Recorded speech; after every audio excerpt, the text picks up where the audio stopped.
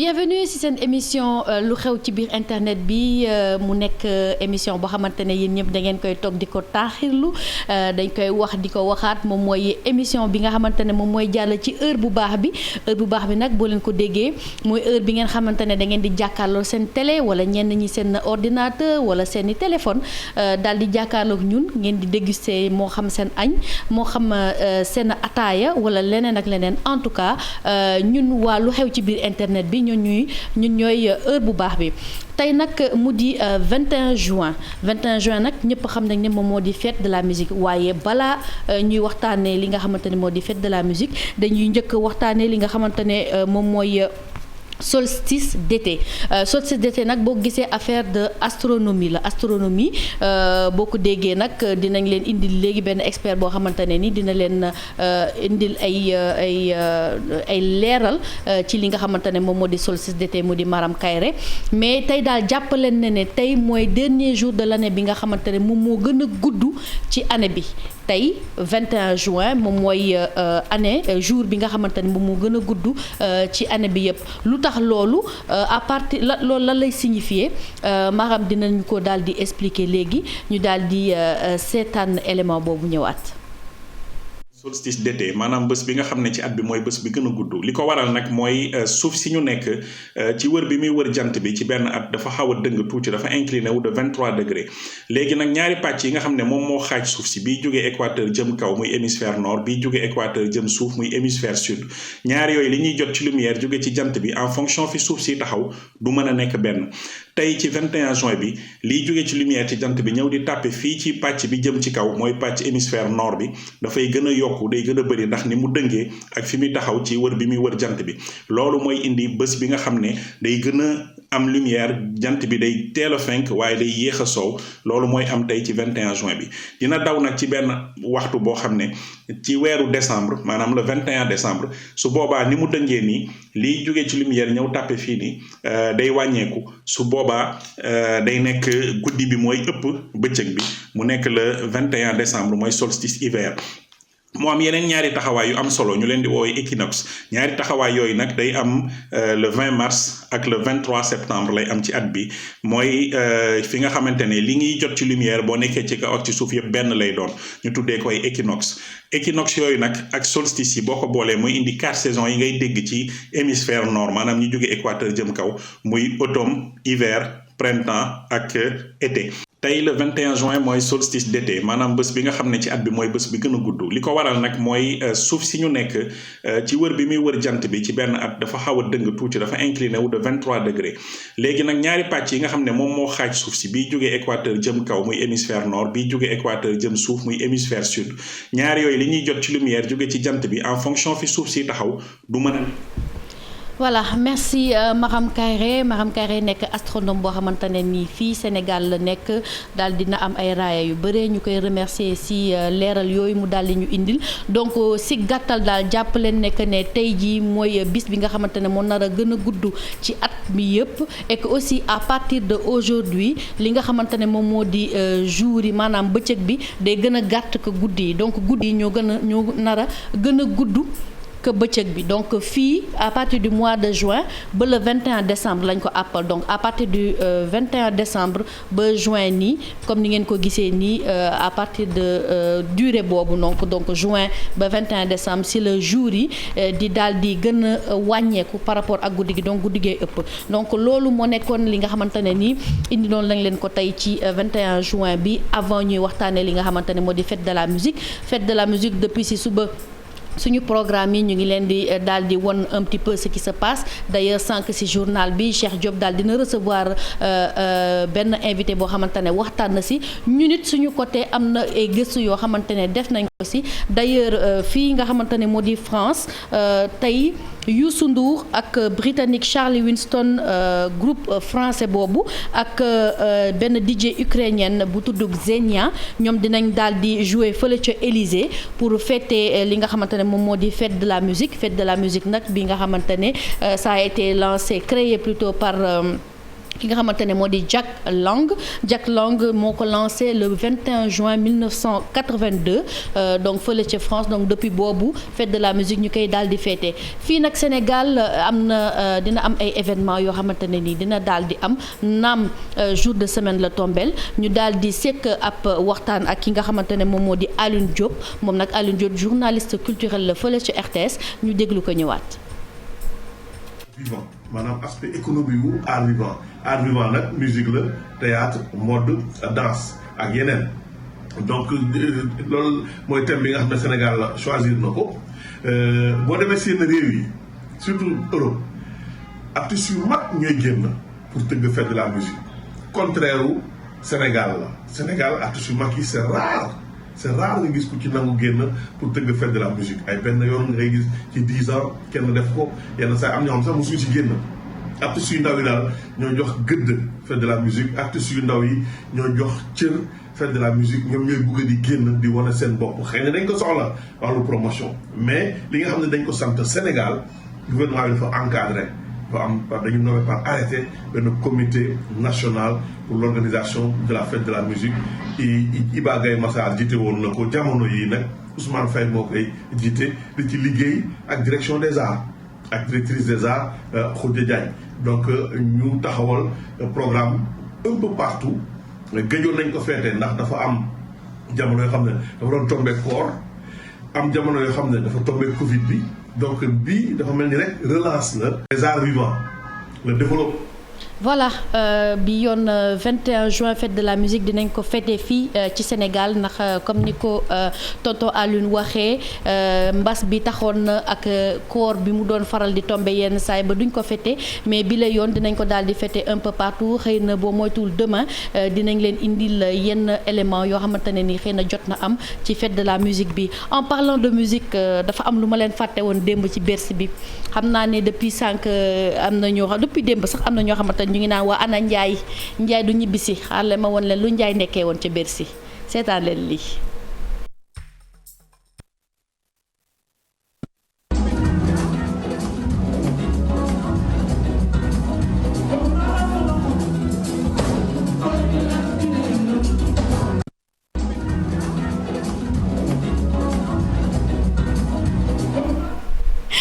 gis ngeen Njaay mi ku ko gis xam nu muy feccee xam na ne Njaay yàgg na ci àdduna bi Njaay magum njaacaar bu mag a mag a ngi nii gis ngeen fecc bi gis ngeen njaa bu épaule yi gis ngeen lii est-ce que gis ngeen lii kooku di Dieynaba Seydou Ba di ko jaajëfal moom tamit donc voilà yéen a doon laajte ani Ndiaye ak lan la Ndiaye doon def Ndiaye nga noonu ci Bercy bi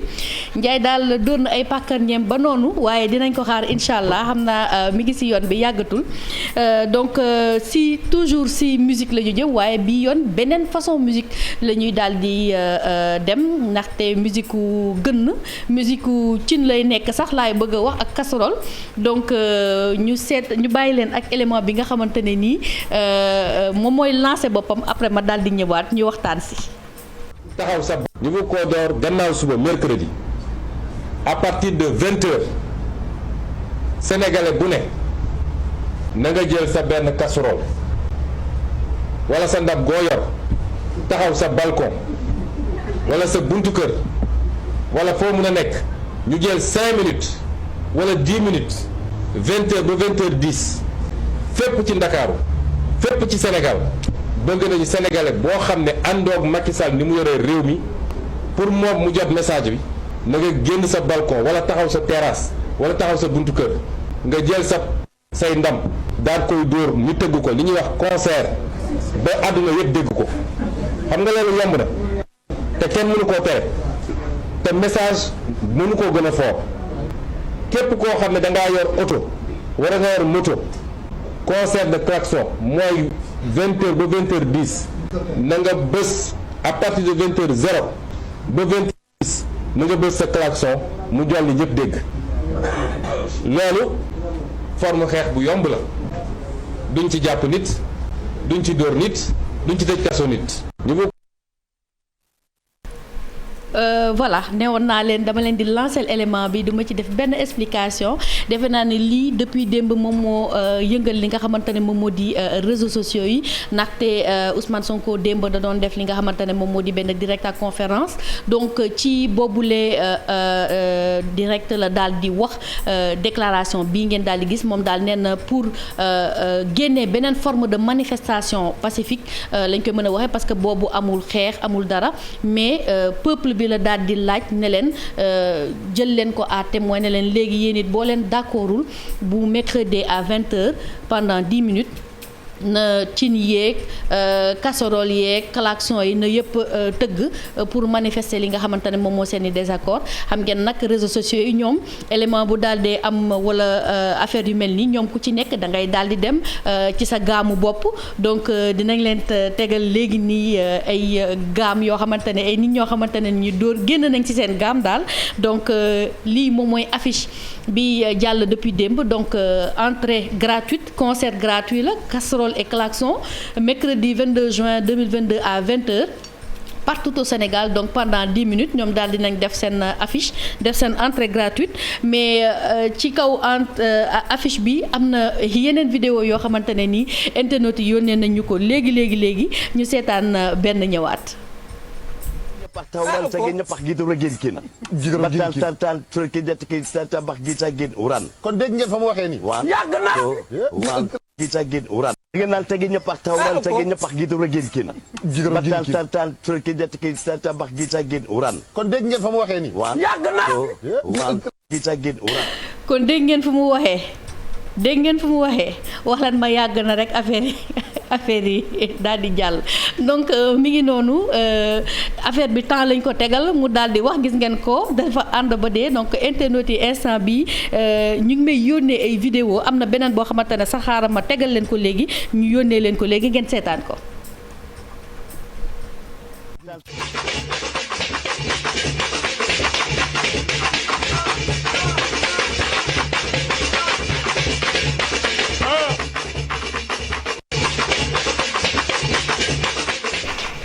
voilà bii moom concert bool yi la defe naa ne suba 20h xam naa ne ba moytul dëkk bi dina nduroog concert bool yi ku ci nekk dem ak ci ak sa façon d'ailleurs si réseaux sociaux yi moo xam Twitter publication Facebook Instagram nit ñi commencé nañ daal di dinañ leen may quelques perles de publication ak tweet am na kii nag moom mooy suñu image du jour bi nag xam ngeen ni kii benn marque la CAC boo xamante ne nii ñoom dañuy jaay li nga xamante ne moom moo di ay casserole donc ñoom it ñu daal di profiter ci li nga xamante ne moom moo di déclaration Sonko bi daal di def seen publicité ne daal di ne ñun suñuy pool mën na def li nga xamante ne waaye omelette waaye itam mën na def bruit donc li la ñuy wax new jacking mais mu nekk loo xamante ne ni image du jour la nit ñi démb dañ ko doon partager di ko partager naan kii nag moom mooy lii mooy am intuition maanaam profiter ci benn problème rek daal di si buruxlu jaayaale li nga xamante ne moom moo di sa produit donc mu nekk loo xamante ne nii nit ñi partagé nañ ko démb leneen aussi moo di publication ak tweet yi am na ay tweet bu am di Moustapha ak ay tweet yoo xamante ne nii ñu ngi daal di jàll depuis démb bii tamit beneen image du jour la defe naa ne bii moom ça se passe de commentaire comme on dit lii moom amatul commentaire lii moom lañu indiloon ci ñaari image du jour mais am na ba léegi ay publication yoo xamante ne nii daal dinañ leen ko tànnal ngeen daal di ko xool avant loolu ñu tegal leen li nga xamante ne moom moo di image yi nga xamante ne moom la ñu jëlee fële ca UCAD ndaxte ñoom xaaruñu mercredi dañoo daal di préférer anticiper li nga xamante ne moom moo di klaxon yeeg moom moo di dóoru casserole yeeg yooyu donc ñoom na ñu mel ni ku nekk ci anticiper bac nee nañu dañuy anticiper avant mercredi ñu seetaan vidéo bi ñëwaat.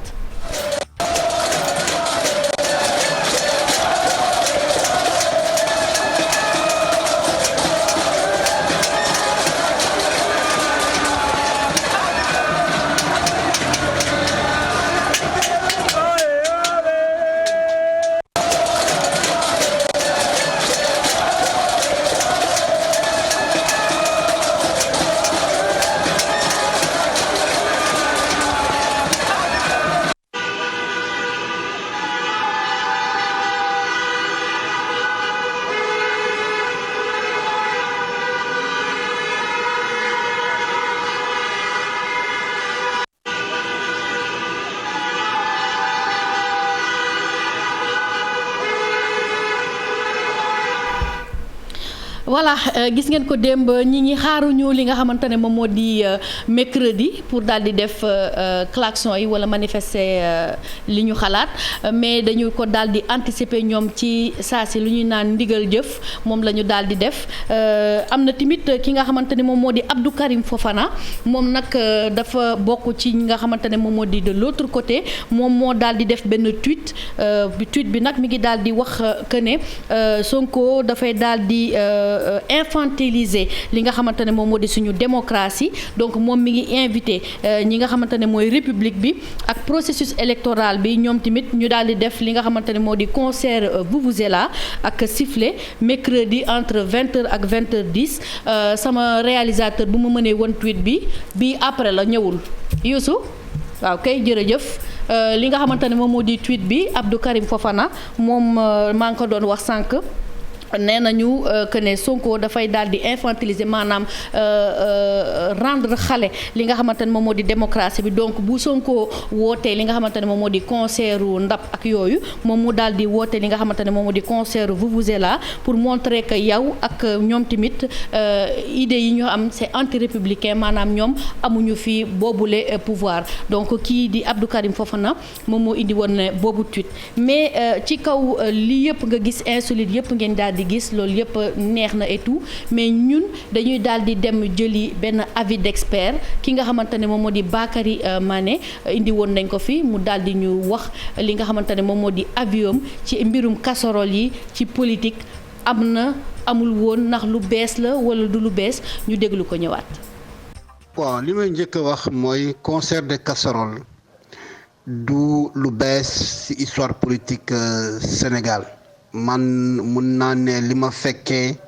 bu ma nekkoon élève étudiant déjà la gauche sénégalaise daan na utiliser disons le concert des casseroles parce que boo nekkee en face d'un gouvernement répressif évidemment da ngay changer n'est-ce pas de forme de lutte or bu ñu ñëwee ci Yewwi Askan Wi c'est vrai que le 8 dafa réussir benn rassemblement bu mucc ayib bugg a def la même chose le 17 ñu aar ko ñu aar ko donc finalement xale yi génnee ci mbedd bi taal pneu ainsi de suite loolu forme d'expression la c'est-à-dire que xale yi génne ci mbedd bi taal n'est-ce pas ay pneu dañuy bëgg a ne message bu ñu bëgg a lancer mooy d'accord ñu ak politique n'est-ce pas Macky Sall. maintenant ñu bare dañuy dégg seen kër am na ñoo xam dañuy ñi forme de lutte boobu bii yoon Yewwi Askan ne damay dellu baat bi n'est-ce pas askan bi léegi askan bi moo waxal boppam lu ko métti donc à travers une forme d'expression boo xam ne daal lu ñuy tuddee n'est-ce pas concert des casseroles pour man forme boobu c'est une excellente forme n'est-ce pas de contestation parce que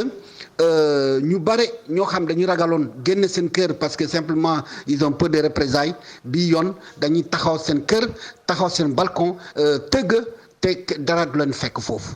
donc parce que au fond li ñuy viser mooy lan mooy impact bi loolu war a am ci l'opinion nationale et internationale c'est vrai que manifestation yi brûler des pneus ça intéresse lépp. Voilà, il était important que ñu am li nga xamante ne moom moo di avis expert kii di Bakary Mané journaliste expert en politique moom tamit mu daal di ñu indil li nga xamante ne moom moo di avis wam ci lépp li nga xamante ne moo daal di xew actuellement ci sphère politique bi donc loolu di manifestation pacifique comme ni mu ko waxee tëgg bool nee na daal dina xew ci politique lu yàgg donc xëy na ñun bu muy xew fii Sénégal ñun fekk na ay tout tànk lañ woon mais moom ci li muy rappeler daal dina doon am mais ci kaw loolu tamit il est important que ñu daal di xam lan la loi bi wax ci tëggum guddi gi comme ni ngeen ko gisee noonu ci affiche bi ñu won lekk le tapage nocturne est interdit maanaam tëgg guddi def bruit guddi est interdit te dañ lay wax nekk ne képp ku nga xamante ne moo ko def wala complice de bruit la wala tapage wala attroupement boo xamante ne dafay daal di indi ay problème ci guddi gi buy troubler li nga xamante ne moom mooy tranquillité des habitants daal dinañ am ay peine pouvant aller de 1 mois d'emprisonnement à une amende de 20 000 francs au plus donc loolu article 8 code des contraventions moom moo ko daal di waxe donc lii la loi bi indi ci li nga xamante ne moom moo di tapage nocturne maanaam tëgg guddi loo xamante ne mën na déranger keneen ak keneen donc loolu moo nekkoon ci li nga xamante ne nii moom moo daal di xew ci diggante démb ci conférence de presse bi nga xamante ne nii Sonko daal dina ko joxe mais bu leen fàtte ne démb ñu ngi leen doon wax ne que ne ki nga xamante ne moo di Ahmed Aïdara Mame Diarra Fam ñoom daal dinañ leen noon jàpp donc ñu leen di yëgal nekk ne ñoom daal dinañ leen placer sous mandat de dépôt te Ahmed Aïdara il sera jugé vendredi lañ ñu yëgal donc accusation yi nga xamante ne moom lañ ko daal di mu di participation à une manifestation maanaam dafa participer ci benn manifestation boo xamante ne dañ ko tere ba pare trouble à l'ordre public donc moom la ñu wax ne que ne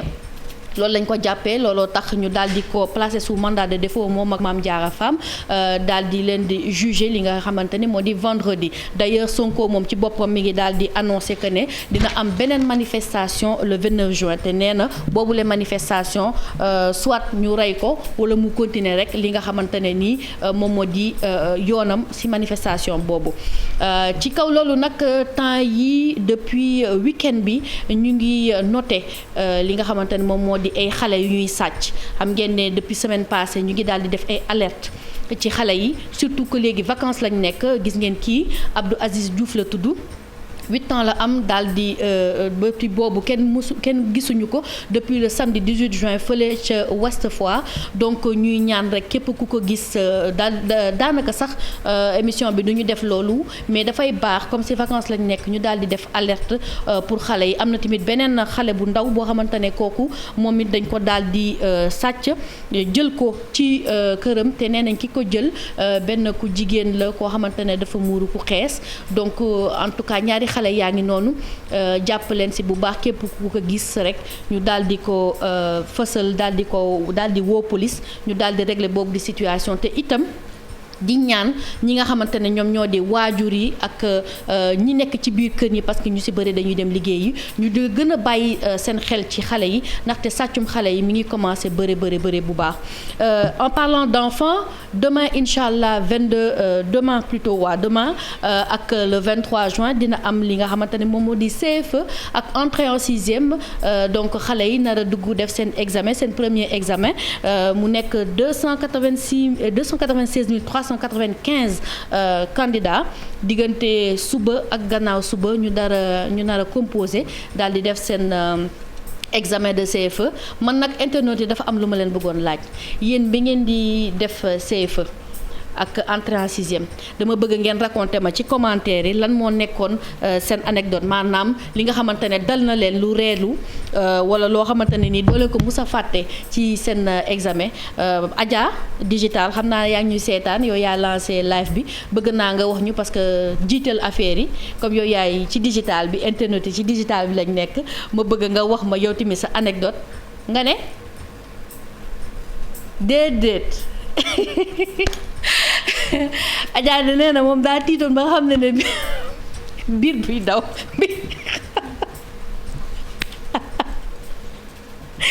yàlla baax na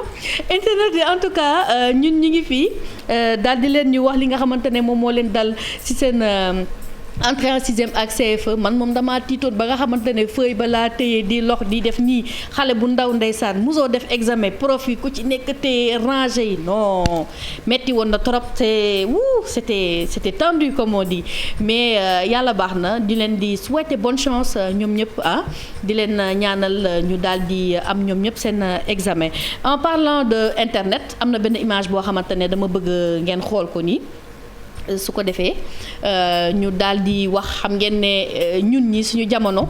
lii lañ daan def waaw ñun bu ñu nekkee xale ñun lii moo nekkoon suñu fooykaay jël ay kepp di foo jël ventilateur taal si ubbi sa gémmiñ dafa wala affaire bruit yooyu di def tak tak tak baa nga jël gomme di ko jamate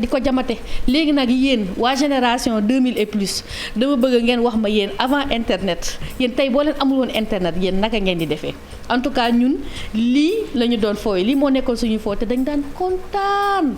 kontaan lañ daan def en parlant de jàngale am na benn tuto boo xamante ne indaale naa leen ko tuto WhatsApp xam ngeen ne duñu wàcc mardi te duñu leen jàngal benn affaire bu ndaw a ndaw rek mu nekk tuto WhatsApp vite fait bien fait ñu seetaan ko ñëwaat. ay message yoo xamante ne dafa important ci yéen au lieu ngeen di koy denc feneen da ngeen koy bëgg a marqué su ko defee soo leen di def recherche bi message bi dafay ñëw immédiatement da leen di empêcher ngeen yàpp di seet ci seen WhatsApp wala di seet contact yi donc pour loolu c'est très simple da ngeen di dem ci seen contact man nag ki nga xamante ne moo di Mamadou Ndiaye la choisir am na benn contact bu mu ma yónnee moo ngeen gis nii léegi nag boo leen gisee lii nii da ngeen di daal di cliquer ci li nga xamante ne moom moo di message boobu ngeen bëgg garder sauvegarder su ko defee gis ngeen étoile bi ci kaw foofu ngeen di daal di cliquer boo leen bësee étoile bi loolu mooy marqué ngeen ko comme message important léegi nag bu ñu demee ba génn carrément soo leen bëggee rechercher li nga xamante ne moom moo di message boobu da ngeen di dem ci 3 points yi boo leen demee ci 3 points yi di ngeen gis li nga xamante ne moo di message important nga cliquer ci message important donc voilà comme ni ngeen ko gisee nii mi ngi noonu li nga xamante ne lépp pour man mooy message important ak sama contact moom laa daal di garder noonu. Inversement aussi loo xamante ne nii da ngeen ko bu dee loo xamante ne nii tamit da nga ko bëgg a dindi maanaam seet nga ko seet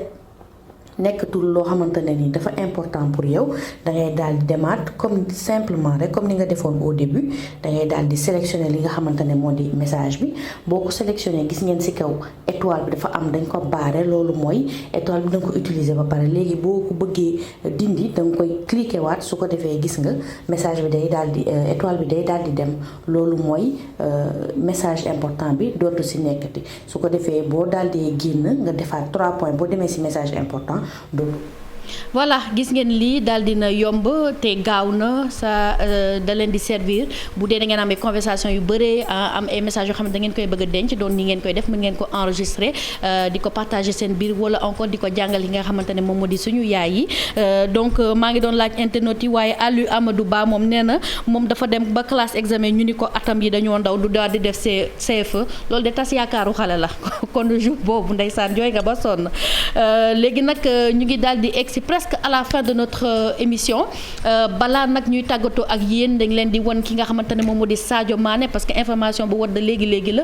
mu ngi door a egsi Munich daal di def li nga xamante ne moom moo di arrivéem fële ca Bayern donc mi ngi noonu ngeen koy gis ci vidéo bi mu daal di doon yéeg escalier yi pour daal di eggali li nga xamante ne moom moo di transfert am fële ca Bayern donc tey lii lañ leen indi loon ci seen émission lu xew ci biir internet bi di leen jaajëfal bu baax ci seen présence ci échange yi ak ci wóolute bi mais balaa may tàggoog yéen nag dama leen di woon tey xam ngeen daal la moom du feeñ ci plateau waaye dama leen koy woon ndaxte kii Cheikh Mbacké Thiam waaw Cheikh Mbacké moom moo ko daal di defar kii nag